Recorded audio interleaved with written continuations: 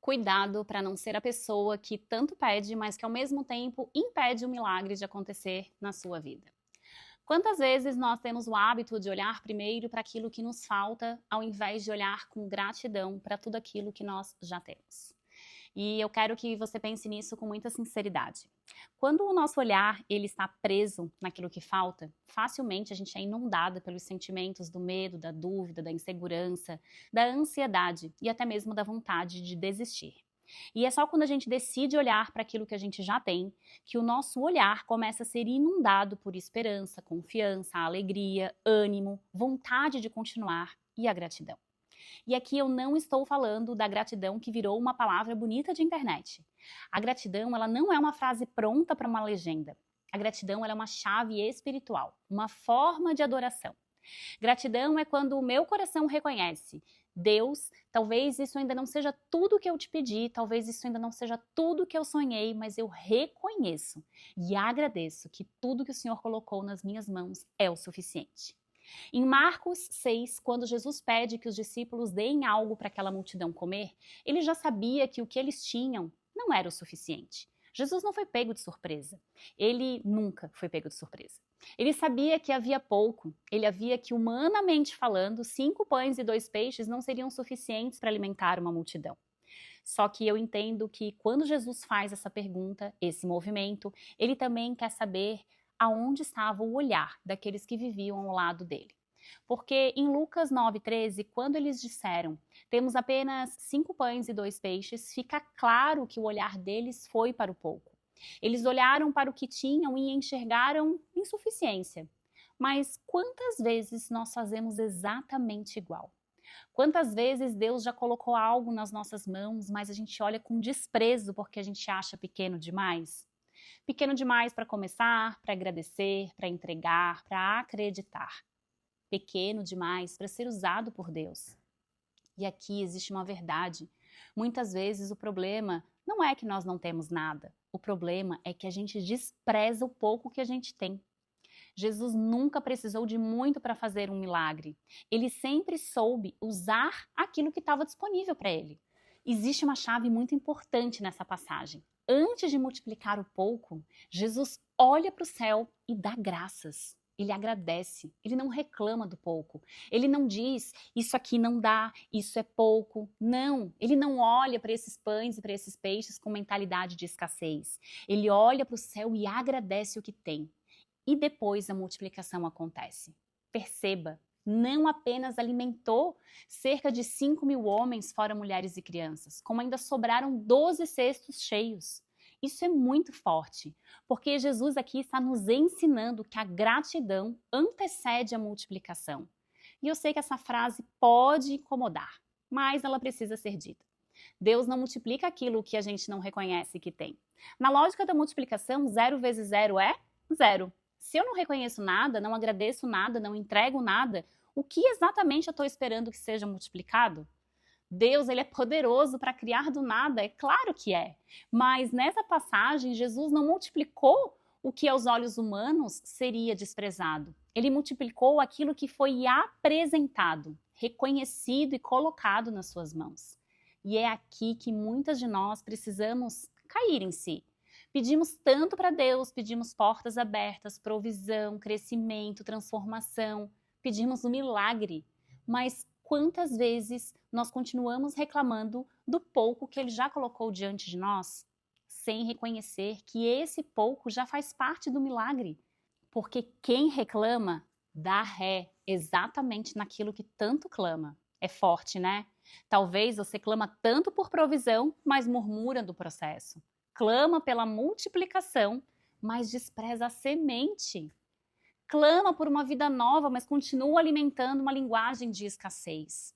Clama por portas abertas, mas não consegue agradecer uma pequena frestinha que Deus já te permitiu enxergar. E aqui eu não estou falando de lamento. Existe uma diferença enorme entre lamento e murmuração. Lamento é quando eu levo a minha dor diante de Deus com sinceridade. Murmuração é quando eu permito que a minha dor faça com que eu despreze o que Deus já me deu. Lamento abre a alma, mas murmuração fecha o coração. E muitas de nós fomos tão feridas, vivemos tanta escassez na infância, tanta ausência, rejeição, que acabamos treinando o nosso cérebro para olhar primeiro para aquilo que falta, para a tragédia, para o pior cenário. Eu atendo muitas mulheres que me dizem assim: Monique, eu prefiro pensar sempre no pior, e se vier coisa boa é lucro. Mas perceba, isso não é sabedoria. Isso é defesa de uma mente treinada pela dor. É alguém que já se decepcionou tanto que prefere viver esperando o pior, porque assim acha que está se protegendo. Mas a verdade é que quem vive esperando o pior não está se protegendo da frustração. Está treinando o seu olhar para não reconhecer e não desfrutar da provisão. O meu convite hoje é muito claro. Tenha coragem de olhar para trás e perceber o que treinou o seu olhar para a falta e que não te permite hoje reconhecer tudo que você já tem, mesmo quando parece pouco. Tenha coragem de reconhecer o lixo emocional que ficou aí dentro e que provavelmente nem foi você que colocou isso aí. Talvez isso tenha vindo de uma infância marcada por falta, por rejeição, por comparação, por abandono, por palavras que feriram, por abuso. Mas chega um momento em que a gente precisa assumir a responsabilidade pelo que a gente vai continuar alimentando dentro de nós.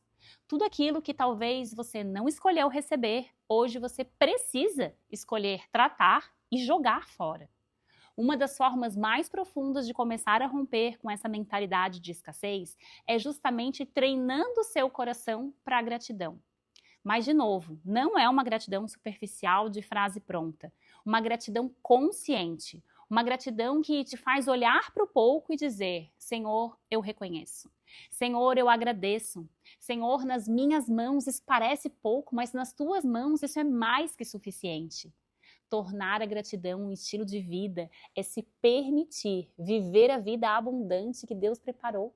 Porque a gratidão reposiciona o nosso coração. A gratidão muda o nosso olhar. Ela nos tira do lugar da murmuração e nos coloca no lugar da adoração.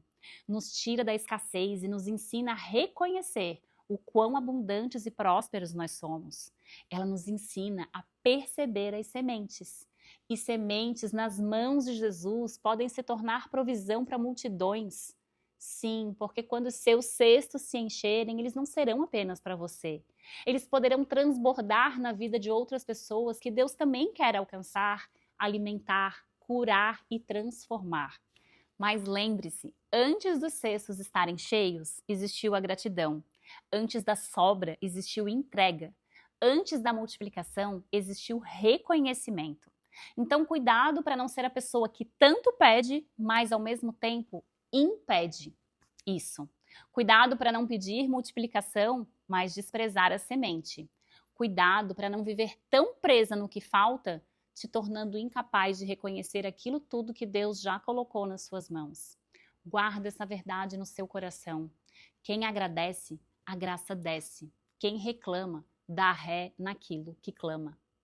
E talvez, enquanto você ouvia essa reflexão, tenha percebido que o problema não é apenas a falta de gratidão. Talvez exista uma dor por trás desse olhar sempre voltado para o que falta. Uma história que te ensinou a esperar o pior, a duvidar do bom, a desprezar do pouco e a viver como se nada fosse suficiente. E é nesse lugar que eu posso te ajudar. Eu sou Monique Werner, psicanalista clínica e trabalho com mulheres que desejam ressignificar as suas histórias, limpar o lixo emocional que ficou acumulado dentro delas e compreender as suas dores à luz da palavra de Deus, com responsabilidade, consciência e profundidade. Se essa mensagem falou com você e você sente que precisa olhar para dentro com mais profundidade, o link para falar comigo está aqui na descrição. E eu encerro te deixando essa pergunta: o que Deus já colocou nas suas mãos, mas a sua dor ainda está te impedindo de reconhecer com gratidão?